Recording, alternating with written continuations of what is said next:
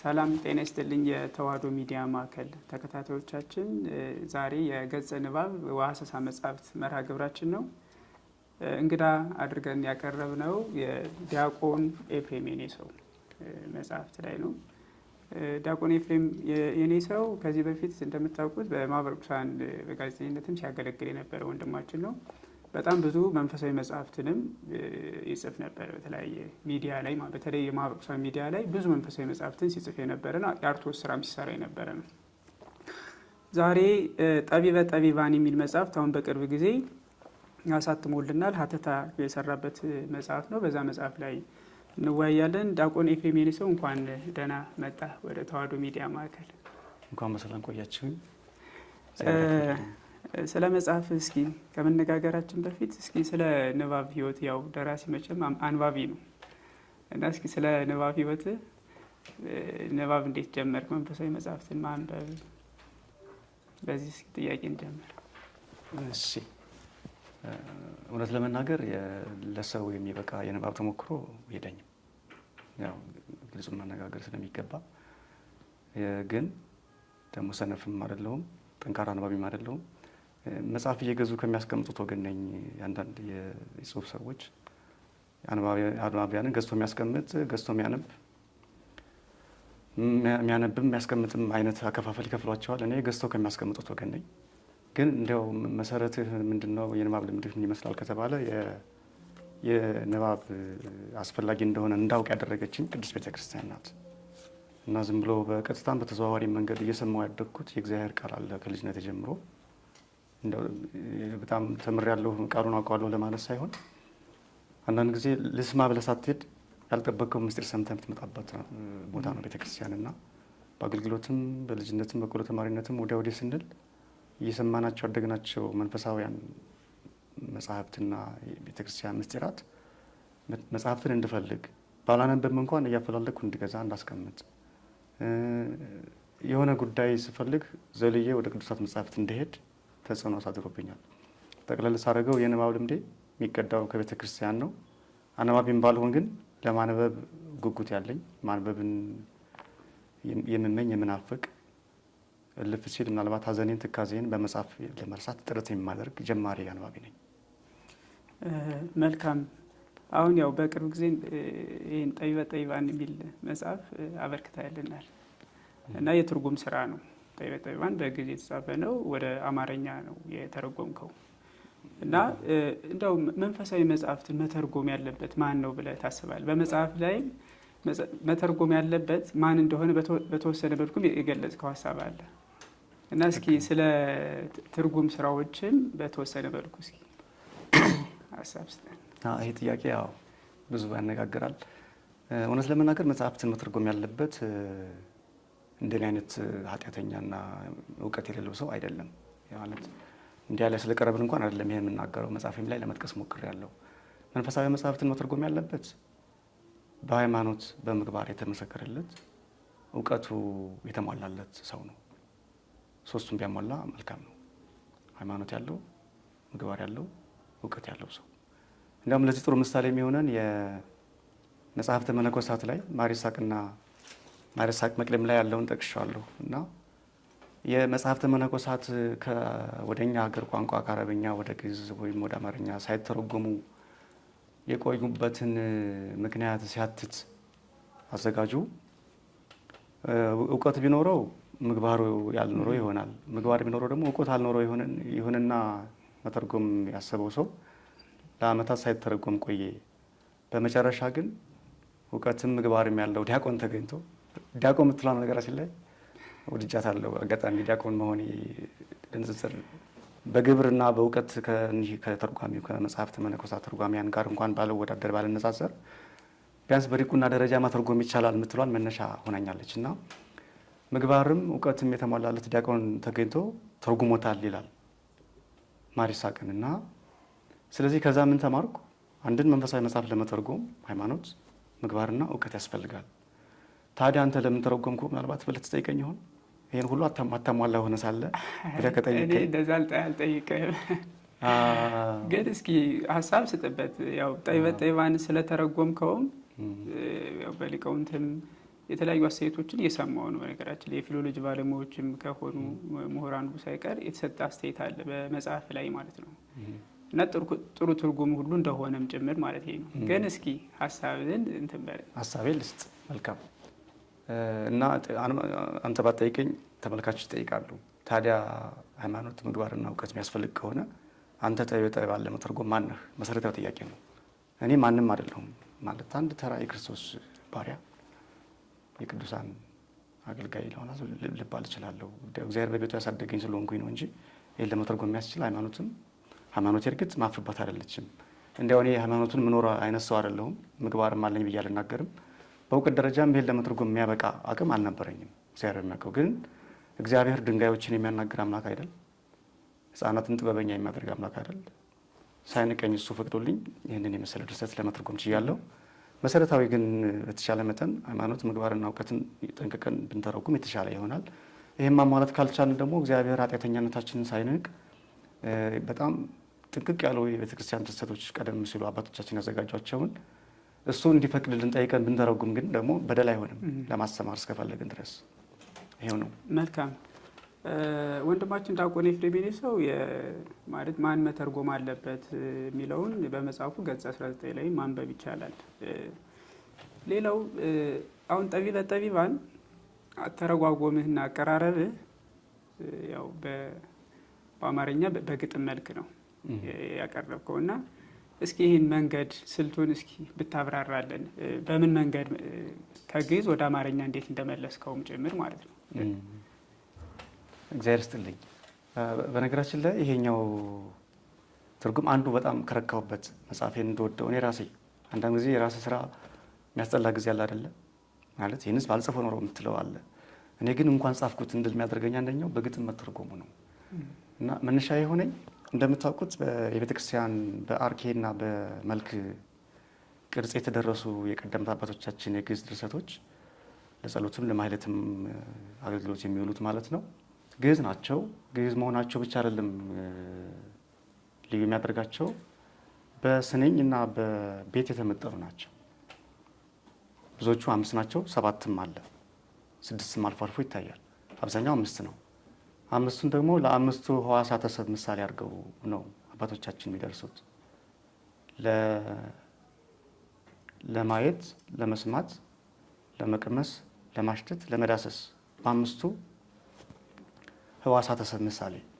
ስለዚህ እግዚአብሔርን በዚህ መንገድ ማመስገን እንደሚቻል ዓይናችንም፣ አፍንጫችንም፣ መላሳችንም፣ እጃችንም፣ መላው ሰውነታችን እግዚአብሔርን ለማመስገን የተፈጠረ መሆኑን መነሻ አድርገው 5ቱን ደግሞ የሕዋሳቶቻችን ማዕከላት ስለሆኑ ሌላው በዚህ ነው የሚካተተውና ልክ የተፈጠርነው ለምስጋና መሆናችንን እንድናውቅ በ5ቱ ሕዋሳተ ሰብ አምሳል ደግሞ መልክና አርኬ ይደርሱልናል።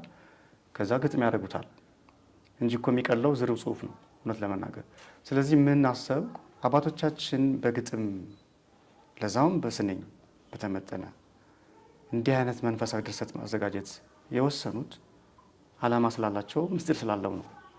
ምስጢሩን ከሕዋሳተ ሰብ ከፍ ካደረግነው ደግሞ ለ5ቱ ኦሪታተ ሙሴ ለሌላም እያልን ማገናኘት እንችላለን። መነሻችን ይሄ ሆኖ ስለዚህ እነሱ በዚህ ምስጢር ተነስተው በስንኝ መጥነው በቤት ወስነው ካዘጋጁ ሲተረጎም ለምንድን ነው ግጥም ማይሆነው የሚል ቁጭት ነበረብኝ እውነት ለመናገር። የቀደሙ ሰዎች ለምን በዚህ መንገድ አልተረጎሙም ብዬም ጠይቄ ያውቃለሁ። ሊሆን የሚችለው አልችል ብለው አይደለም፣ ከኛ እጅጉን የላቀ የደቀቀ እውቀት አላቸው። ግን ያሰቡበት አልመሰለኝም እንጂ ወደ አማርኛ ሲመጣ የግዕዙን መንገድ ተከትሎ ቢተረጎም ከሌሎችም መዝሙረ ዳዊት በዕብራይስጥ ግጥም እንደሆነ ነው የሚነገረው። ወደ እኛ ሀገር ሲመጣ ዝርው ሆኗል።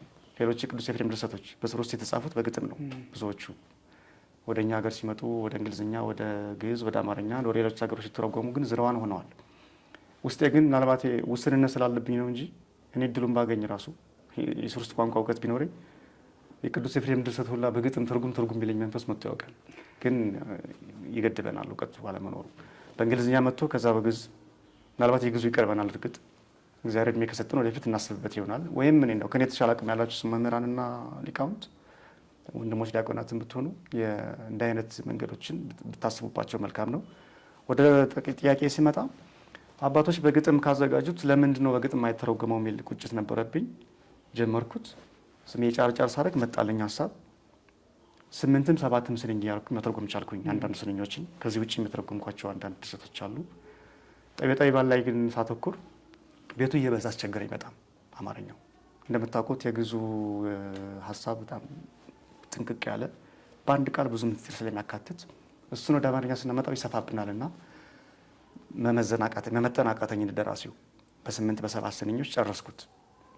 በኋላ ግን ጠየቀኝ ውስጤ ደራሲው በ5 ስንኞች መጥነውታል፣ አንተ ስለምን 8 አረከው የሚል ጥያቄ ቢነሳ መልስ የለኝም። ሌላ ምሳሌ ነው የምመስለው እኔ በራሴ መንገድ። አይ የደራሲውን መንገድ መከተል አለብኝ፣ ትርጉሙ ግጥም ብቻ መሆኑ አይደለም 5 ስንኞች መሆን አለበት ብዬ የተነሳው 5 አረኩት። 5 ስንኞች ካረኩ በኋላ ደግሞ ምኑን ገደበኝ? ደራሲው የተጠቀሟቸው ቤቶች አሉ። እንግዲህ አልጻፉልንም ወይም ደግሞ በህይወት አግኝተናቸው አልጠየቅናቸውም እንጂ እንግዲህ ተንም ቱንም መንም ነንም ሲጠቀሙ ምክንያት ይኖራቸዋል። አባቶቻችን በአጋጣሚ አይጽፉም። እንግዲያው በአጋጣሚ የመጣላቸው ያ ነው ብለን እንኳን ብናስብ የመረጡት ፊደል ለአማርኛውን መጠቀም አለብኝ፣ ማክበር አለብኝ ሀሳባቸውን። በዚህ መንገድ ለምን አልሰራም ብዬ ቀጠልኩ። በአብዛኛው ተሳክቶልኛል። አንዳንዶች ፊደሎች ግን ከግዕዝ ወደ አማርኛ ሲመጡ ለመጠበቅ አይመቹም። ለምሳሌ የመጀመሪያው ሪ ነው ቤቱ ሊ ነው ቤቱ ወእግዚአብሔር ጠቢባን ካሊ እስከ ለዓለም እንጥንት ትበል የሚለውን በሌል የተረጎመው ፈለኩኝ። ብለፋ ብጥር ባስስ አልቻልኩም እና ባይሆን እንኳን ሳልስ ድምጽ ይኖረው ብዬ ሪ ያረኩት፣ በሪ ጨረስኩትና ሀሳቡን ለመሰብሰብ ያነሳሳኝ የአባቶቻችን የግዕዝ ግጥሞች በግጥም በእንግሊዝኛም ይሁን በፈረንሳይኛም ይሁን በጀርመንኛም የጽፉ ሰዎች በተቻለ መጠን በግጥም መተርጎም ቢችሉ የሚል ምኞት ነበረኝ። ወደ እኛ ሀገር ሲመጣም ወደ አማርኛ ግጥም ቢሆን ምን አለበት የሚል ፍላጎት ነበረኝ። ሌሎች እንደዚህ ለምን አልተረጎሙም ብዬ ከመውቀስ እኔ በትንሽ አቅሜ ለምን አልሞክርም ብዬ ሞከርኩኝ። መጨረሻ ላይ ግን የተሳካልኝ ይመስለኛል። አይ በጣም ጥሩ ነው፣ ቆንጆ ነው። በጣም የትርጉም ስራ በጣም ከባድ ነው እና በጣም የሚደነቅ ነው። ሌሎችም ሰዎች እንደዚህ አይነት ስራዎችን በመስራት መጽሐፍትን ለምእመናን ቢያበረክቱ በጣም ጥሩ ነው የሚል ሀሳብ አለኝ። እስኪ መጽሐፍ እንግዲህ መጽሐፍ በጣም ከባድ ነው። ብዙ መሰናክሎችም በጎድሎችም ሊኖሩ ይችላሉ እና ጠቢባን ስታዘጋጅ እንግዲህ በነገራችን ላይ አንዱ እንግዲህ የገጸ ንባብ ወሀሰሳ መጽሐፍት አንዱ ዓላማም መጽሐፍት በማስተዋወቅም ምእመናን እንዲያነቡ ማነሳሳትም ጭምር ነው እና ደራሲያን ደግሞ ብዙ ችግር ይገጥማቸዋል፣ ተርጓሚያን ብዙ ችግር ይገጥማቸዋል እና መጽሐፉ ስታዘጋጅ ያጋጠመ መሰናክሎች ካሉ በጎድሎችም ካሉ በተወሰነ ብትገልጽልን። እሺ ጊዜ ላክብርልኝ። አዎ ይሄ ይጠበቃል። እንኳን መጽሐፍ ስንጽፍ የሆነች ተራ ደብዳቤ እንኳን ከደብዳቤ ከፍ ብለንም የሆነች ለመጽሔትና ለጋዜጣ የምትሆን ልፍ ሲልም ለቴሌቪዥን ስክሪፕት ስንጽፍ ያጋጥመን መሰናክል አለ እና በዓለማዊ መስክም በተለይ መንፈሳዊ ሲሆን ደግሞ መሰናክሉ ይበረታል። እንደው ለዚህ ምስክሮች ነን። ትንሽዬ ዓመትም ብትሆን በዚህ ዘርፍ ለማገልገል ስለሞከርኩ ማለት ነው እና መሰናክሎቹ አሉ።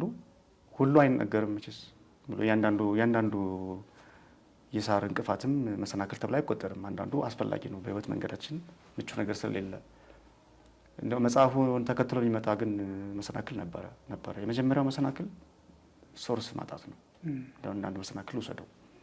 ሶርስ ስል ጠቢባን ምንድን ነው ብዬ ስጠይቅ በቃልም መጽሐፍም ሳገላብጥ አጥጋቢ እንትን አላገኝም ነበር። አጥጋቢ መረጃ ስለ መጽሐፍ አላገኝም። ጥናታዊ ጽሁፍ ተዘጋጅቶ ከሆነ ብዬ በነገራችን ላይ አዲስ አበባ ዩኒቨርሲቲ ሁላ ኬኔዲ ቤተ መጽሐፍ ጠይቄያለሁ። የለም። ከኔ የተሻለ እውቀት ከኔ የበለጠ እውቀት ያላቸው ምርምር እንኳን ተመራማሪ አይደለሁም።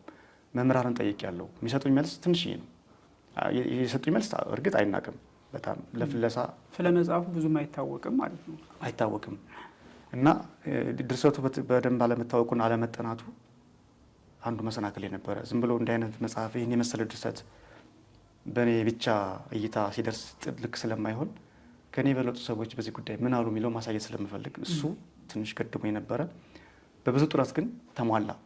ድንገት ሳገኛቸው አንዳንድ መምህራንን ሻይ ቡናም ስንል ስልክም ስደውል ለሰላምታ እንኳ ከደወሉ እግረ መንገዴን እንደው የኔታ በዚህ አጋጣሚ ግን ስለ ጠቢባን የሰሙት ነገር ይኖር ይሆን እያልኩ ጠይቃለሁ። ይሄ ልምዴ ሻይ ቡና ስል መምህሩ ጋር ይህን እየሰራው ያለ የሆነ መምህር ካገኘሁ የኔታ ግን ስለ ጠቢባን የሰሙት ነገር አለ እኔ እኮ እየተረጎምኩት ነው ልና የሆነ ሀሳብ አነሳለሁ። የለኝም ብለው እንኳን የሚነግሩኝ መረጃ አላቸው አንዳንዶቹ። አይ የለኝም እዚህ እንዴት አረካት ይችኛዋን እስኪ በልልኝ ይሉና ስልላቸው የሚጠቁሙኝ ነገር ግን ጥሩ መረጃ ይሆነኛል። በዚህ መንገድ ነው መረጃው የመጣውና መረጃ ማጣት አንድ መሰናክል የነበረ። ሁለተኛው መሰናክል የጤና መሰናክል፣ በተደጋጋሚ መታመሜን አይደለም የጠላሁት። ዛሬ ጨርሼ በዚህ ጊዜ ማተሚያ ቤት አስገባዋለሁ ብለህ ፕሮግራም እንይዝና መርሃ ግብር እንይዝና በጉንፋን ሰበብ መጥቶ የሆነ ተራ በሽታ ግን ጥቅቅ አድርጎ 1 ሳምንት 2 ሳምንት አስተኝቶ ይሄዳል። እንዲህ አይነት መሰናክሎች ነበሩበት። ሌላው መሰናክል ብሔራዊና የቤተክርስቲያን ፈተና። ምናልባት ለመመጻደቅ እንዳይመስለው ይሄ የሚሰማ ሰው ትክክለኛ ስሜቴ ነው የምናገረው። ውሸት አያስፈልግም። የሀገር ችግር የኛ ችግር ነው። በነገራችን ላይ ኢትዮጵያ ደራሲያን ደግሞ ብዙ ጊዜ ወይም ተርጓሚያን መረጋጋት ይፈልጋሉ። ሀገር የሚታመስ ከሆነ ተረጋግተው ለመድረስም ለመጻፍም ይቸገራሉ ነው። በትክክል ስሜቱ አለ። ደራሲ ስለሆነ ብቻ እንኳን ደራሲ ነኝ ብዬ ራሴን አልቆጥርም። ይህ ስሜት ደራሲያን ላይ ብቻ ይጋባል ብዬ አልገድበውም። የብዙዎች የማንኛውም የሰው ስሜት ነው። እያንዳንድን የዕለት ከዕለት እንቅስቃሴ ለማከናወን ሀገር ሰላም መሆን አለበት። ደግሞ ክርስቲያን ስንሆን የቤተክርስቲያን ጉዳይ ያስጨንቀናል። ማለት ሩቅ መሆናችን የሆነ ቤተክርስቲያን ጉዳይ ላይ ኃላፊነት ተሰጥቶን አለማገልገላችን ወይም የሆነ ክፍል ኃላፊ አለመሆናችን አይደለም መታየት ያለበት። የቤተክርስቲያን አካል ነን፣ ህዋስ ነን። እንግዲህ ጥፍርም ትሁን ጸጉርም ትሁን ድርሻ አለን ቤተክርስቲያን ላይ እና መሰረቱ ሲናወጥ ይጨንቃል። ራስን ሲያምህ እንደሚሰማ ስሜት አለው እና የሆነ ቦታ ላይ የሆነ ሰው ሞተ ሲባል ትደነግጣለህ። አንደኛ ነገር ይሞታለሁ ትላለህ። እንደው ሞትን ባንፈራ ሞት ችግር የለውም እንኳን ብንል ወገን ነው የሚሞተው። በየትኛውም አቅጣጫ፣ በነገራችን ላይ የሆነ አካባቢ ማለት አይደለም፣ በየትኛውም አቅጣጫ፣ በየትኛውም ዓለም አቀፍ ርዕደ መሬት የሆነ ሀገር ተከሰተ ተብሎ ዜና ሲጻፍ ይነካናል እኮ። ያ ነገር ይመጣ የሆነኛ ሀገር እንላለን እና እንዲያው የሌላው ሀገርስ ሩቅ ነው ሰፊ ነው። ኢትዮጵያ ውስጥ የሚከሰተው ተደጋጋሚ መፈናቀል፣ አንዱን መግደል እና ይሄ መነቋቆሩ ይረብሻል። አያጽፍም። በነገራችን ላይ እንቅልፍ ነው የሚነሳው። ድንጉጥ ተቅበዝባዥ ያደርጋል። እሱ ይረብሽ ነበረ። ለምሳሌ በእኔ ጊዜ ይህን ሳዘጋጅ ከተከሰቱ ጉዳዮች የእርስ በርስ ጦርነቱ አልቃ ኢትዮጵያ ውስጥ ነበረ። ከጉዳዩ መንፈሳዊ ስለሆነ ወደ ቤተክርስቲያን ሳመጣው መሀል ላይ ቤተክርስቲያንን የሚያውቅ ፈተና ተከስቶ ነበረ። የህገወጥ ኤጲስቆጶሳት ሹመት፣ አንዳንድ መነኮስ ጳጳሳት ተነስተው ለዚህ ማህበረሰብ ጳጳስ ስለሚያንሰው ጳጳስ መሾም አለብን ብለው በአመፅ ተነስተው የሾሙበት ዓመት ነው። በእውነት በጣም ነበር የሚረብሸው። ያው ተረብሸናል። ምዕመናንም አብረን ገልጸናል ስሜታችንን። ጥቁር የለበስንበት አጋጣሚ ነው። ያ ጥቁር ልብስ ብቻ አይደለም አልብሶኝ ያለፈው፣ ውስጤን አሳርሮት ነበርና ከ3 ሳምንት ከዛ በላይ ስራ ፈትቻለሁ። እና እንደዚህ አይነት መሰናክሎች ስራዬን አስተጓግሎታል። ሶስተኛው መሰናክል የበጀት እጥረት ነው። ይህን ትርጉም ሲጀምር በእምነት ነው የጀመርኩት፣ እግዚአብሔርን በማመን።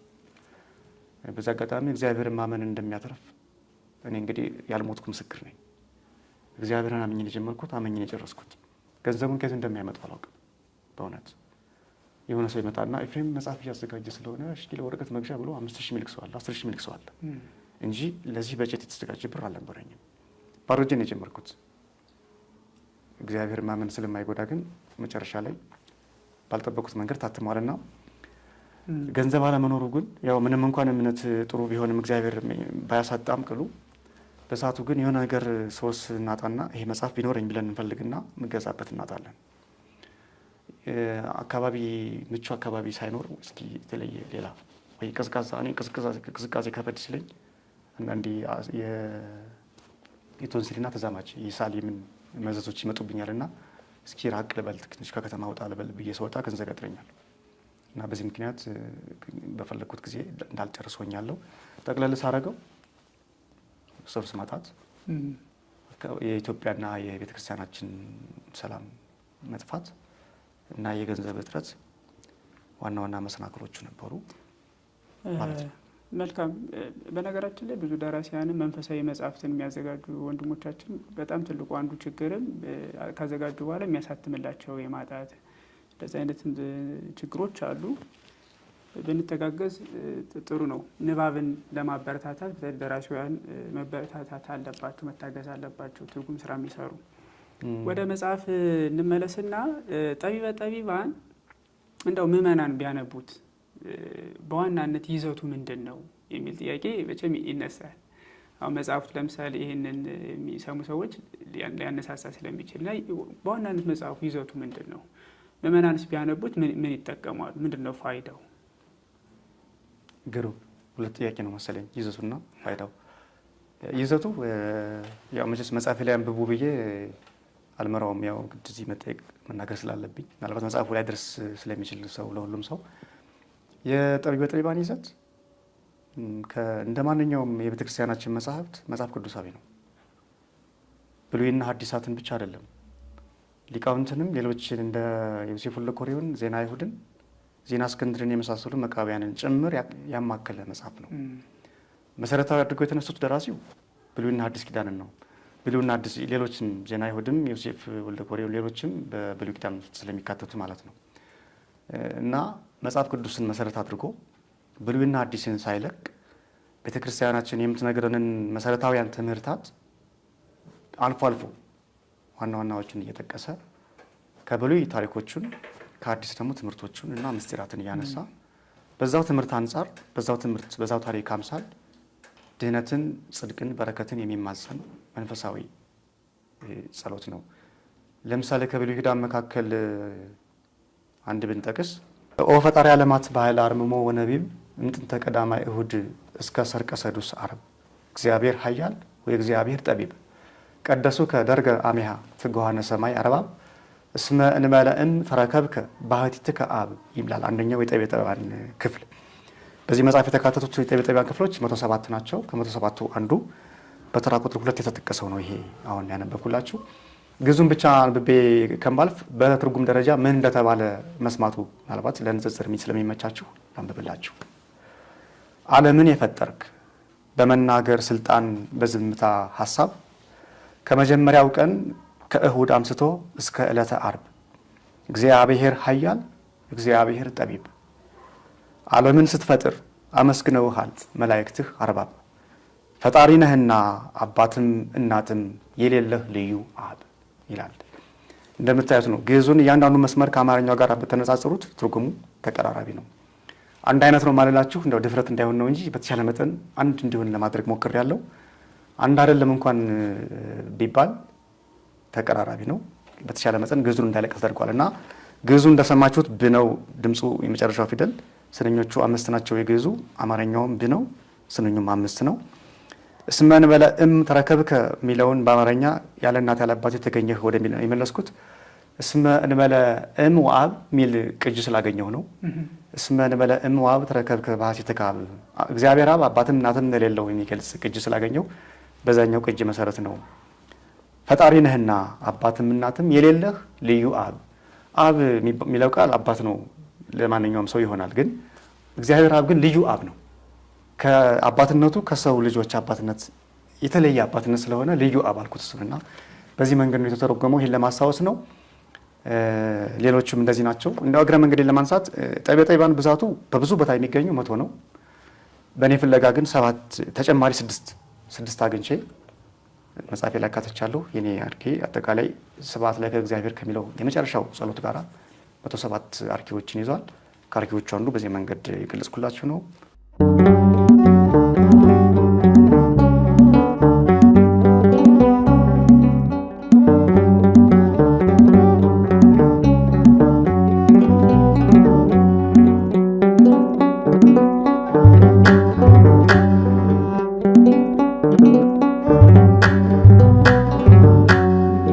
ዓለማትን እግዚአብሔር በዝምታም በመናገርም በማሰብም እንደፈጠረ ፍጥረቱን የጨረሰው ደግሞ ከእሁድ ጀምሮ እስከ ዓርብ ድረስ እንደሆነ እግዚአብሔር ኃያል ወይ እግዚአብሔር ጠቢብ ብሎ ደግሞ ስልጣኑን፣ ጠቢብነቱን፣ ብርቱነቱን አምላክ ኃያል መሆኑን እንደሱስ ብርቱ ጠቢብ መባል ያንሰዋል። የብርታት የጥንካሬ የጥበብ አምላክ መሆኑን ይህንን ለማድረግ የተለየ ጥበብ ስለሚያስፈልግ ደግሞ እሱ የጥበብ ምንጭ ስለሆነ ይህን ማድረግ መቻሉን ቀደሱ ከተርጋሚ እንዲህ ደግሞ አድርገህ ስለፈጠርክ ነው።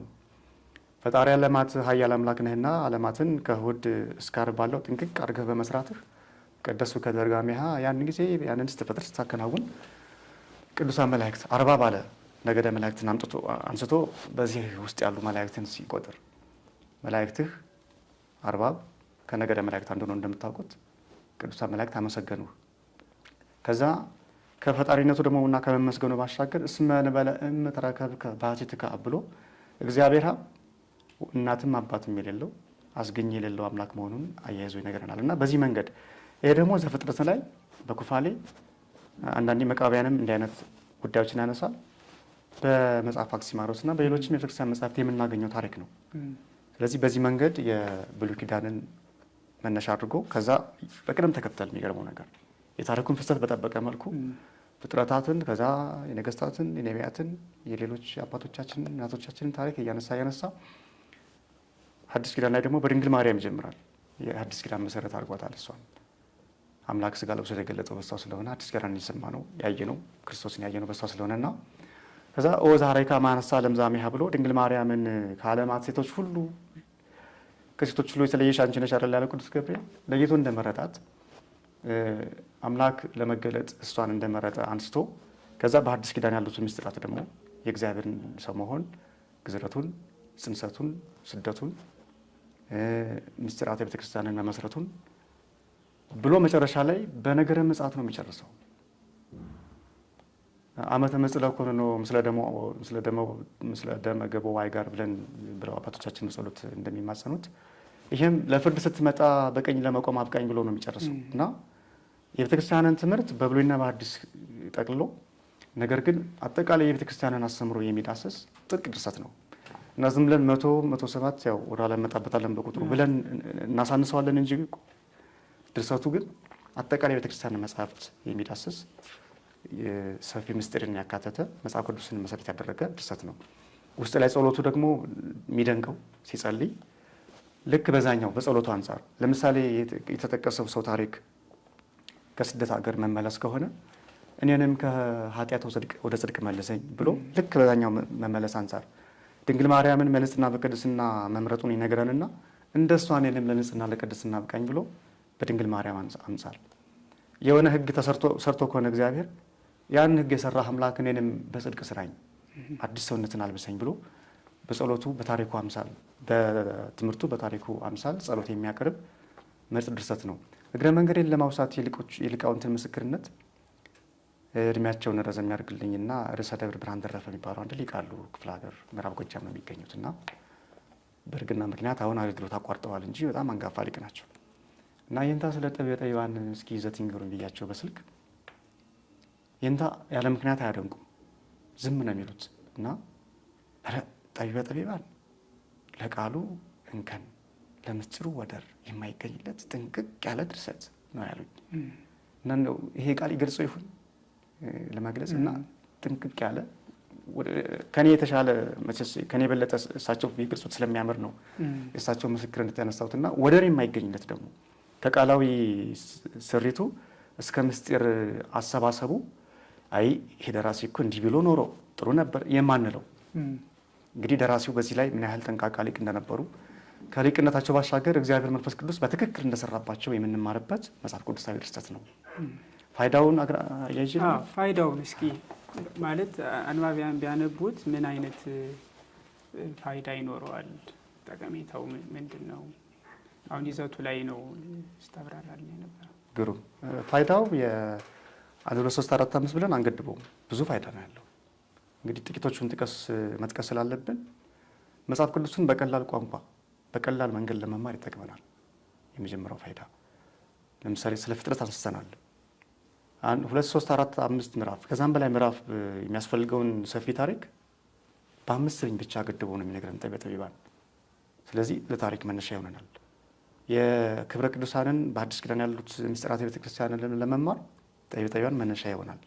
ለምሳሌ ይህንን የሚያነብሰው ዘፈነውኮ ከመ ይልበስ ሥጋ ሰብ ሚል ቃል ሲያገኝ የእግዚአብሔር ወልድ መላክ ወደ ዓለም የእግዚአብሔር አብ ደግሞ በአባትነቱ ወልድን እንደላከ ያጤናል እና ከዛ ያሰፋዋል። ይህንን ሀሳብ ይዞ መነሻ አድርጎ ደራሲው ከየት አመጣው የሚለው ያስታውሰውና ምስጢረ ሥጋዌን መመራመር ይጀምራል። ስለዚህ በአዲስ ኪዳን ያሉ ምስጢራትን ለመመራመር የብሉይ ኪዳን ታሪኮችን ለማጥናትና ለማወቅ ይጠቅማል። ከፍ ስናደርገው በትርጓሜ ቤት እንደምታውቁት በተለይ በቅዳሴ ማርያም ትርጓሜ ማኅሌተ ጽጌ ይጠቀሳል።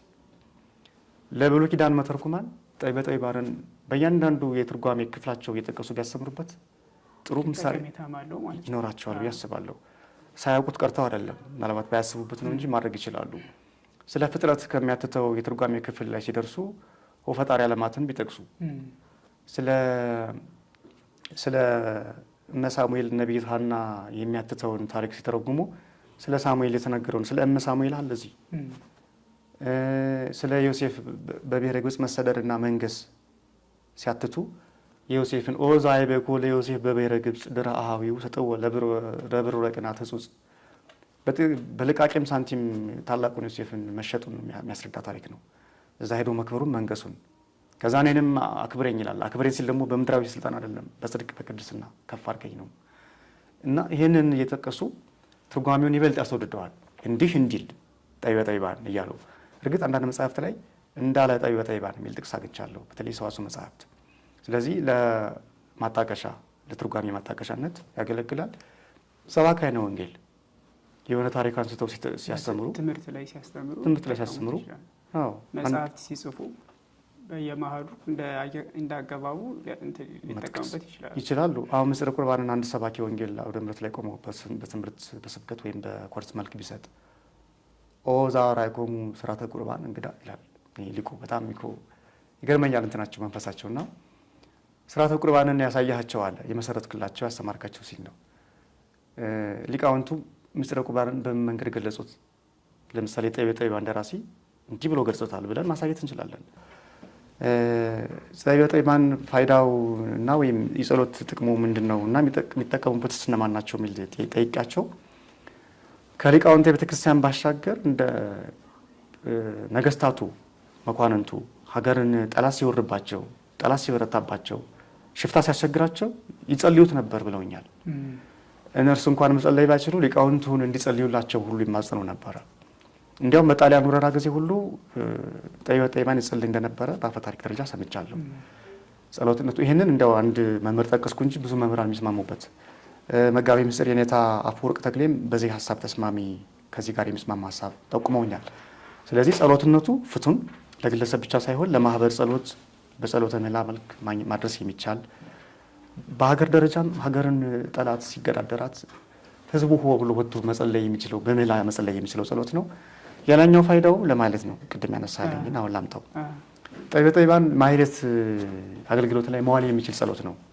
ያሬዳውያን ሊቃውንት ከዚህ ጋር አስተባብረው በማኅሌት ቢቆሙት የተዋጣ ድርሰት እንደሆነ እኔም በትንሽዬ አቅም የተረድቻለሁ። የሊቃውንት ቤተክርስቲያን ምስክርነትንም ሰምቻለሁ።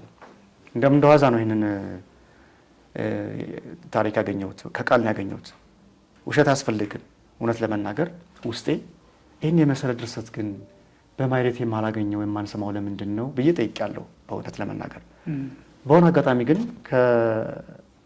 ከመጋቢ ሐዲስ ኤፍሬም ተስፋ ጋር አንድ አጋጣሚ ተገናኝተን ስንጨዋወት አንተ ኤፍሬም ጠቢባን እኮ በማኅሌት ይቆማል የሚል ሀሳብ አነሱና ገረመኝ። መገናኘቱ ውስጤ ነበረ እና ማንን ልጠይቅ እያልኩኝ ዝም ብሎ መጠየቁ መፈተን እንዳይሆን ብዬ ነው ያልጠየቅኳቸው እንጂ ከዛ እንዴ እኔም እኮ ፈልገው ነበር ይሄንን አጋጣሚ እስኪ ጠቁሚ ብዬ ስጠይቅ ጸዳ እግዚአብሔር አብ ጎንደር እንደሚቆም ከዛ ሀሳቡን ላስፋው ብዬ ደግሞ የኔታ አፈወርቅ ተክሌን ጠየቅኳቸው። በየዳ እግዚአብሔር አብ እንደሚቆም ነገሩኝ። አሁንም ጥያቄን ስቀጥል እሳቸውም የኔታ አፈወርቅ ተክሌ እግዚአብሔር እድሜያቸውን ያርዝመውና በጣም ትሁትና ሰው አክባሪ ሊቅ ናቸው። ከትምህርታቸው ባሻገር ትህትናቸው የሚደንቅ የሚያስተምር እንደው ብሆን እንደሳቸው ብለን የምንመኛቸው መምህር ናቸውና ወንድም ማያደርገውን ያደረጉት ጓደኛ ማያደርገውንና ደውለው ስልክ እስኪ ጠቢባን የሚቆሙበትን ቦታ ነገሩኝ እያሉ እንደ ጓደኛ እንደ ሊቅ ሳይሆን እንደኔ ጓደኛ ሆነው እየደወሉ አጣርተው ግሸን ደብረ ከርቤ እግዚአብሔር አብም እንደሚቆም አጣርተው ነገሩኝና ከዚህ በመነሳት ሊቃውንቱ ቀድመው እንደጀመሩት ማኅሌት አገልግሎት ላይ እንደሚውል ከዚህ መረዳት እንችላለን። ስለዚህ ፋይዳው ለማኅሌትም ይውላል። የታገኘው ቢባል ይኸው የኔታ አፈወርቅ ተክሌ፣ መምህር ኤፍሬም ተስፋ ግሸን ደብረ ከርቤ በየዳ እግዚአብሔር አብና ጸዳ እግዚአብሔር አብ እንደሚቆም ነግረውኛል።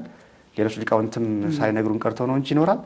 ስለዚህ ወደፊት ሊቃውንቱ በዚህ መነሻነት በዚህ ቃል አስማምተው ለማለት ቢቆሙት ለእግዚአብሔር አብ ብቻ አይደለም በመሰረቱ ለእግዚአብሔር ወልድም ለእግዚአብሔር መንፈስ ቅዱስ ለጰራቅሊጦስ ለድንግል ማርያም ለሌሎች ቅዱሳን ለሰማዕታት ለሐዋርያት ለጻድቃን ማያነሳው ምስጢር ስለሌለ ለሁሉም በዓላት በማህሌት አገልግሎት እንዲካተት ብታደርጉ እንዲያው በታናሽነቴ ለማስታወስ ነው። መቼም ይሁት አይባልም ሊቃውንቱ ስለሚያውቁት። ፋይዳው ይሄን ይመስላል ወንድሜ። መልካም ነው። ተመልካቾቻችን ወንድማችን ዲያቆን ኤፍሬም የኔሰው ያብራራውን በመጽሐፉ ማግኘት ይቻላል። ያው ገጸ ንባብ ወሐሰሳ መጽሐፍትን እንድናነብ አሁን ከደራሲያንም ጋር የምናደርገውንም ውይይት እንደዚሁ እየሰማን በመጽሐፍቶቻቸውም እንድንጠቀም ብዙ መንፈሳዊ መጽሐፍቶችም ስላሉ ለማነሳሳትም ጭምር ነው ይሄ መርሃ ግብራችን። እሺ ወደ መጨረሻ ጥያቄያችን እንደዚሁ አንድ ሁለት ጥያቄዎችን ልጠይቅና መርሃ ግብራችን እንጨርስ። አሁን ጠቢባን ያው በግዕዝ ነው የተጻፈው ለመጀመሪያ ጊዜ። እንግዲህ ምናልባት በአማርኛም ለመጀመሪያ ጊዜ ይመስለኛል በመጽሐፍም ገልጸዋል የተተረጎሙ ከግዕዝ ወደ አማርኛ ማለት ነው። እስካሁን ድረስ ግልጽ የሆኑ መረጃዎችን ማግኘት ስላልተቻለ እና ጠቢባን በግዕዝ ሲጻፍ ማን ነበር? ደራሲው ማን ነው? እንደገና ስንተኛው ክፍለ ዘመንስ ነው ተጻፈ ተብሎ የሚታመነው ይሄ ድርሰት? ግሩም። የደራሲው ማንነት ትንሽ አሻሚ ሆኖ አግኝቼዋለሁ ለመናገር። ያው በተቻለ መጠን ጽሁፍ ስንጽፍ መጠንቀቅ ስላለብን ለአንባቢ አንባቢያንም ይታዘቡናል፣ ጸሐፊያንና ተመራማሪዎችም ይንቁናል ማይሆን ነገር ስናስቀምጥ ጽሁፍ ላይ እና በተቻለ መጠን በገባኝ ልክ ጥናታዊ እንዲሆን ስለፈለግኩኝ መጽሐፌ ጥናታዊ መንገድ ለመከተል ሞክሬያለሁ በገባኝ መጠን እና የደራሲው ማንነትም ሳስቀምጥ መጽሐፌ ላይ ለጥናትና ለምርምር ክፍት እንዲሆን ያደረግኩት። ምክንያቱም ደራሲው እገሌ ነው ብሎ ለመደምደም ትንሽ ብቻ አይደለም። አንደኛ ነገር መጽሐፉ ደራሲው እገሌ ናቸው ለማለት ደራሲው መጽሐፋቸው ውስጥ ራሳቸውን በክርስትና ስምም ይሁን በዓለማዊ ስም አስገብቶ አናገኝም። እርግጥ አንዳንድ ቅጂዎች የክርስትና ስም ገብረ ሕይወት፣ ተክለ ማርያም አይመሳሰሉ የክርስትና ስሞችን ያገኘሁበት ቅጂ አለ። ያ የክርስትና ስም ግን የቀጂው የገለባጩ እንጂ የደራሲው አይደለም። የተገዳበት ዘመንም ወደ ኋላ ነው፣ ወደ 18ኛው ክፍለ ዘመን ነው ያ የብራና ቅጂ። ደራሲ ቢሆን ኖሮ አንድ አይነት የክርስትና ስም ነበር የሚጠቀም የሚችለው። አንዱ ቦታ ላይ ገብረ ማርያም፣ ሌላ ቦታ ላይ ተክለ ማርያም፣ ሌላ ቦታ ላይ ገብረ ሕይወት ካለ ደራሲው እንዳልሆነ ያስታውቃልና ደራሲው መጽሐፋቸው ላይ ራሳቸውን አልገለጡም። እንደሚታወቀው የኢትዮጵያ ኦርቶዶክስ ተዋሕዶ ቤተክርስቲያን ሊቃውንት ራሳቸውን የማይገልጡበት አጋጣሚ ይበዛል። እንዲያውም ርቱዐ ሃይማኖት የመሳሰሉ መጽሐፍትን የደረሱልን አባቶቻችን ስማቸውን ደብቀው ነው። ፕሮፌሰር ጌታቸው ኃይሌ ለሶስት ነገር ነው ይላሉ። ለትህትናና ትህትና ባልሆነ ምክንያት እና በሌላ በማህበረሰባዊ ጫና። ለትህትና እኔ ይሄን ቃል ደራሲ ነኝ ብዬ ለመናገር አልደፍርም ሲሉ ነው። ትህትና ባልሆነ ምክንያት ብለው ደግሞ የሚገልጹት አላቸው። የትህትና ነው እንዳንልም የማያደርግ ምክንያት አለ። እንግዲህ ወይ ረስተውት ይሆናል ወይ ደግሞ መጥቀሱ አስፈላጊ አይደለም ብለው አምነውበት ዝም ብለው ወይም ደግሞ ቸለል አድርገው ራሳቸውን መግለጻቸውን ቸለል አድርገው አልፈውት ሊሆን ይችላል። ሶስተኛው ምክንያት ራሳቸውን ቢናገሩ ለአደጋ ተጋላጭ እንዳይሆኑ ወይ ጠላት ካለ በዛ ዘመን እንደዚህ አይነት ቃል ሲጻፍ የሚበሳጭ እንዳያጠፋቸው መትራት ስላለባቸው ቆይተው ራሳቸውን ደብቀው ይደርሳሉ እና የጠቢባን ደራሲ በትህትና ይመስለኛል በእኔ እይታ ራሳቸውን አልገለጡም። ስለዚህ ያልታወቀው ምሁር እንበለው እንደ ፕሮፌሰር ጌታቸው እንደዛ መነሻ ጌታቸው ያልታወቀው ምሁር ብንለው ይሻላል የሚል መነሻ አቅርቤያለሁ። ነገር ግን ደግሞ ያልታወቀው ምሁር ብሎ ማለፍ ተገቢ ስለማይሆን ፍንጭ ደግሞ መስጠት ስለሚገባ አጠያይቄያለሁ። ሳጠያይቅ ሶስት አባቶችን ነው ያገኘሁት። አንደኛው ደራሲ እና ብዙዎቹ የቃል እና አንዳንድ እትሞች የሚጽፏቸው አባ ጊዮርጊስ ዘጋስጫ ናቸው። አባ ጊዮርጊስ ዘጋስጫ ለምን ተባሉ የሚል ሀሳብ አድርጌያለሁ። ሊቃውንት በተለይ ስነ ድርሳን ተመራማሪዎች እንደሚያደርጉት ይዘትን ከይዘት በማነጻጸር ምስጢርን ከምስጢር በማወዳደር ይህ ድርሰት ለገሌ ነው ብሎ የመወሰን አዝማሚያ አለ። ያው የተለመደ ነው ብለውኛል ጸሐፊያኑ። የቃል ፍሰቱ፣ የቃል አጠቃቀሱ፣ የምስጢር አጠቃቀሱ፣ የቃል ፍሰቱ፣ የምስጢር አከታተቱ የአባ ጊዮርጊስን ስለሚመስል አባ ጊዮርጊስ ነው ብለው የሚደመደሙ መምህራን ይበዛሉ። እንደውም የገረመኝ አዲስ አበባ ዩኒቨርሲቲ የሚያስተምሩ መምህር አሉ። መርጌታ ናቸው፣ ዶክተርም ናቸው። ዶክተር ዘላለም መሰረት ይባላሉ። ምስክርነታቸው በጎ ስለሆነ ነው ስማቸውን የምጠቅሰው። ስልክ ደውዬላቸው በዚህ ጉዳይ ያጠኑት ጥናት ካለ ብዬ እግጥ ጥናት አላደረኩም እስኪ ያሰማኝ ከቃሉ አንዱና እንዲያው ማስታወሰው ከሆነ ብለው የመጀመሪያውን አልኩላቸው በስልክ ወእግዚአብሔር ጠቢበ ጠቢባን ገሃሊ እስከ ለዓለም እምጥንት እንተ ይትበሊ ድኩመ ህሊና ገብርከ ወፈራህ ልቢ ተሃባሊ እስመ ኀቤከ ሳልጨርሰው የአባ ጊዮርጊስ ነው እና ያሉኝ ቶሎ ብለው። ምክንያቱም የቃል ፍሰቱን ሲሰሙት እስመ ኀቤከ እግዚኦ ጸሎቱ አድህኖ እጼሊ አድነኒ እምኩሉ ቀታሊ። እርግጥ መምህሩ ከዚህ በፊትም ሰምተውት ሊሆን ይችላል ድርሰቱን ከኔ ሰሙት ማለት አልችልም። አስታወስኳቸውና ይሄማ አባ ጊዮርጊስ ነው ያሉኝ።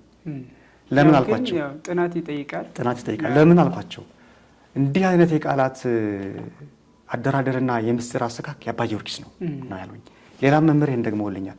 እና የተጻፈ መረጃ ማፈላለግ ሲጀምር የተስፋ ገብረስላሴ የመልካ ጉባኤ እትሞች በተለይም ጠቢበ ጠቢባን ብቻ የታተመባቸው መጻሕፍት መግቢያቸው ላይ የአባ ጊዮርጊስ ይሉታል። እንዲያውም በ1945 እና በ1954 ዓ.ም የታተመ የአስመራ ጠቢበ ጠቢባን አግኝቼ በቅርቡ ነው ያገኘሁት። በዚህ አጋጣሚ ለማስታወስ መጽሐፌን ካሳተምኩ በኋላ ነው ያገኘሁት ይህንን ቅጂ። አንድ አባት ናቸው። እኔም እኮ መጽሐፉ አለኝ እስኪየው ብለውኝ ነው ሰሞኑን አይቸው። እሱም ላይ ለአባ ጊዮርጊስ ይሰጠዋል ድርሰቱን። እንዲያውም ዘከመ ደረሰ አባ ጊዮርጊስ ዘጋስጫ ዘከመ ደረሰ አባ ጊዮርጊስ ኢትዮጵያዊ ይላል ከላይ ጠቢበ ጠቢባን የሚጀምርበት ክፍል ላይ። እና ይሄ ለምን ከምን መጣ ብለን ስንል መምህራኑ ይዘቱን በማየት የቃል አሰካኩን በመመልከት ለአባ ጊዮርጊስ ይሰጡታል ብዙዎቹ።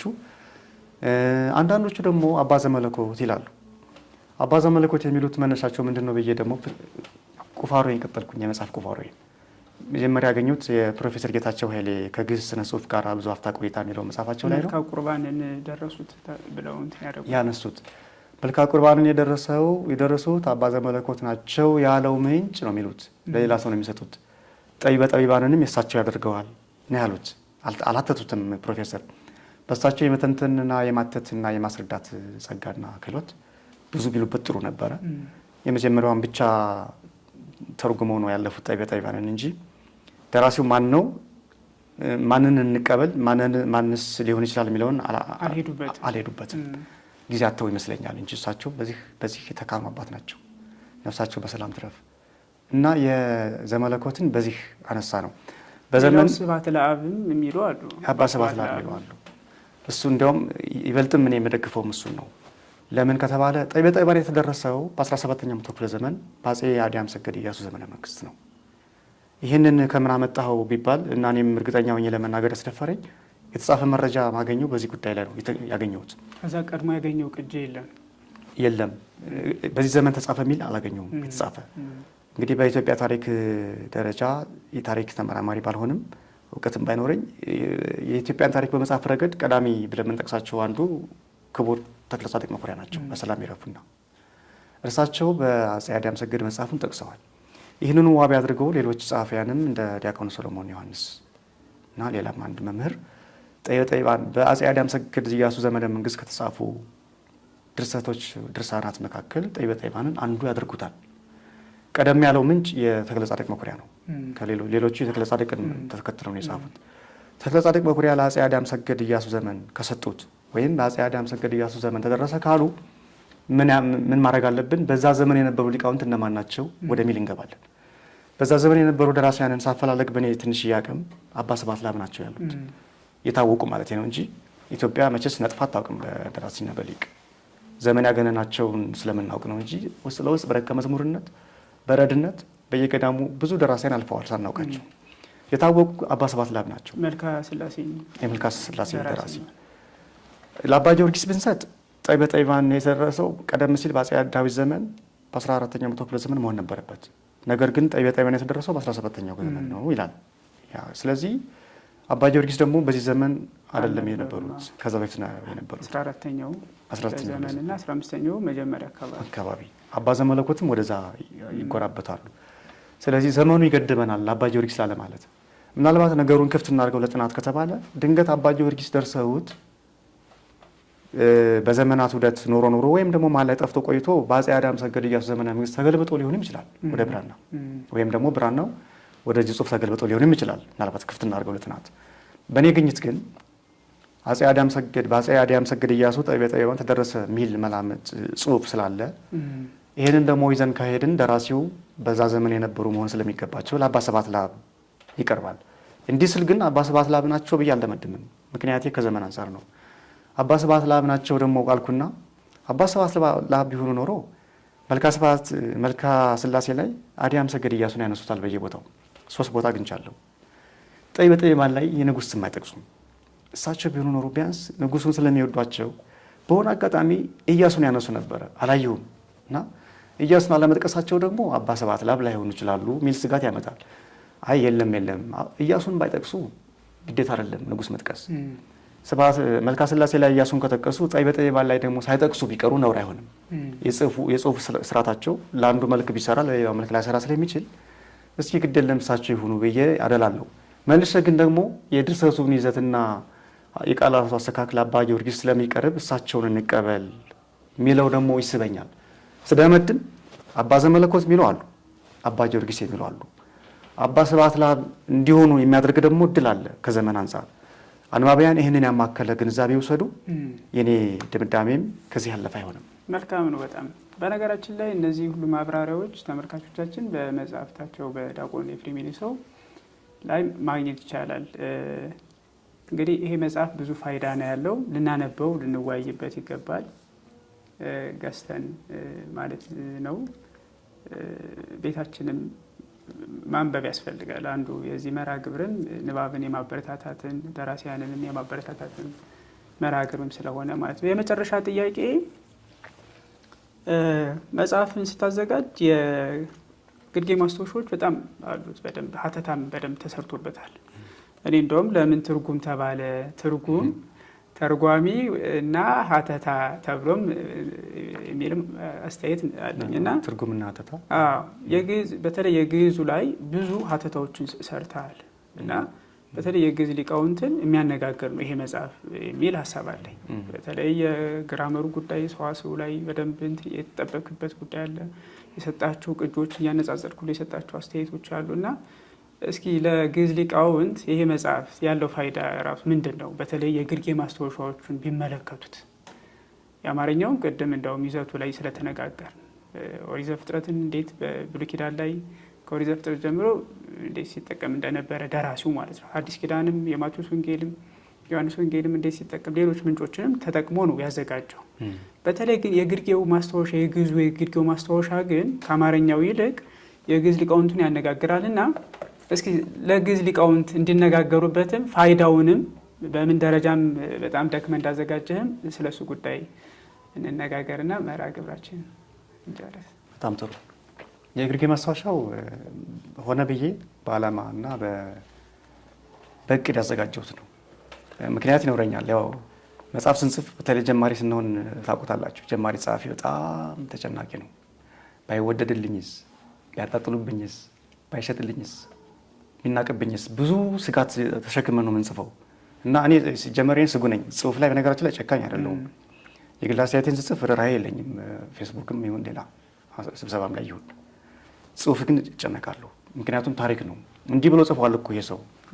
ሀሳቤ እንኳን ባለማወቅ የሆነች ቃል እንኳን ማትሆን የኑፋቄ ቃል እንኳን ብጠቀም መናፍቅ ተብሎ ለመደምደም ሁላ በር ይከፍታል። አንዳንድ ጊዜ ሰዎቹ ሳያስቡት የተጠቀሙት ቃላት ሰዎቹ ሃይማኖት እንደለወጡ እና እንደሚጠራጠሩ እንድንቆጥራቸው የሚያደርገን አጋጣሚ አለ። ያቺ ቃል ባለማወቅ እና ከቃላት አጠቃቀም እስከ አረፍተ ነገር አስተካክ እጨነቃለሁ። ይሄ ጽሁፌ እንዲህ አይነት ነገር ቢያመጣብኝስ? አንደኛ ለግል ህይወቴ ብቻ አይደለም፣ መንፈሳዊ ቃል ነው። ይህን የመሰለ ውብ ድርሰት ሳዘጋጅ በእኔ ስህተት ቃሉን ጨምሬ ማስነቀፍ ስለማይገባ ቃሉ በተቻለ መጠን ሰው ተረድቶ እንዲያነብልኝ እና ደግሞ ይህ ምንጩ ከዚህ የመጣ ነው፣ ደራሲው እንዲህ ብሎ ደርሶታል። ከዚህ ባሻገር ግን ሲገለበጥ ወደ ብራናም ሆነ ወደ እጅ ጽሁፍ ሲመጣ አንዳንድ ቅጆቹ እዚህ ቦታ ይህ አለ፣ እዚህ ቦታ ይሄ የለም፣ እንዲህ የሚል አለ፣ እንዲህ የማይልም አለ ማለት አስፈለገኝ። በመሰረቱ የጥናትን መንገድ ይሄ ነው። አንድን ቃል ስናገኝ ቃሉን 4-5 መጽሐፍ ስናገላብጥ እዛ ላይ የምናገኘው እና እዚህ የምናገኘው አንድ ካልሆነ እዚህ ቦታ ላይ እንዲህ ይላል፣ እዚህ ቦታ ላይ ግን እንዲህ ነው የሚለው ብሎ ማለፍ አስፈላጊ ነውና ምናልባትም ትንሽዬም ለጥናትና ምርምር ትንሽዬ አስተዋጽኦ ማበረከት ከሆነ በዚህ አጋጣሚ ብዬ ስላሰብኩኝ ከስጋቴና ከጥንቃቄ ባሻገር የግርጌ ማስታወሻ ተጠቅሜያለሁ። ስጠቀም በምክንያት ነው። ማስረጃ ያለ ምንጭ የተጠቀምኩት የለም። የግል እይታዬን በምክንያት አስቀምጫለሁ። ይህንን በዚህ ምክንያት አስገብቻለሁ ብዬ አስቀምጫለሁ። አብዛኛው ሙሉ በሙሉ ማለት ግን በማለት ደረጃ በሚባል ደረጃ ግን የቅኔ መምህራን ትምህርት በተለይም በሰዋስው መጽሐፍት የሚገኘውን ሙያዊ ሀተታ ነው ያስቀመጥኩትና መነሻዬ ምንድነው? የመጀመሪያው እንደው ትርጉሙ ባይወደድ የግርጌ ማስታወሻ ይወደዳል። የግርጌ ማስታወሻ ባይወደድ ድርሰቱ የተወሰደባቸውን ደራሲው የተጠቀማቸውን ምንጮች አስገብቻለሁ። ደራሲው አልጠቀሱም። እኔ እንግዲህ እሳቸው ይህን የመሰለ ድርሰት ካስቀመጡ የኔ ይሄ ፈልጎ ማስገባት ደግሞ የኔ ግዴታ ስለሆነ ብዬ ያንዳንዱን ያገኘሁትን ነው መሰረቱ። ያላገኘሁት ደግሞ ይኖራል፣ ወደፊት አብረን እንፈልገዋለን። ያገኘሁትን አስገብቻለሁና የግርጌ ማስታወሻ ሳስገባ አንዳንድ ቦታ ላይ ቀዋሚ፣ አንዳንድ ቦታ ላይ ቀዳሚ ይላል። ስለዚህ ቃሉን ማጥናት አለብን። ሲተረጎም እንግዲህ ደራሲው የትኛውን ቃል እንደተጠቀመ ወደ ኋላ ሄደን ማጥናት ይጠበቅብናል። የመጀመሪያውን ቅጂ ካገኘ ነው ደራሲው የመጀመሪያ የጻፉት ቢገኝ ነው እርግጠኛ ሆነ መናገር የምንችለው። ግን ከአንዱ ወደ አንዱ ሲገለባበት ወይም በቀጂው ምክንያት ቀጂው ሆን ብሎ ወይም ደግሞ ቃሉን በማጣት ወይም ደግሞ የመጀመሪያው ቅጂ ተሰርዞ ተፍቆ ከሆነ ራሱ እየተካ ሊገለብጠው ይችላልና እንግዲህ ደራሲውም ቢሆኑ ቀጂዎቹ ቃሉን ሲገለብጡ የተለያየ ቃል እናገኛለን።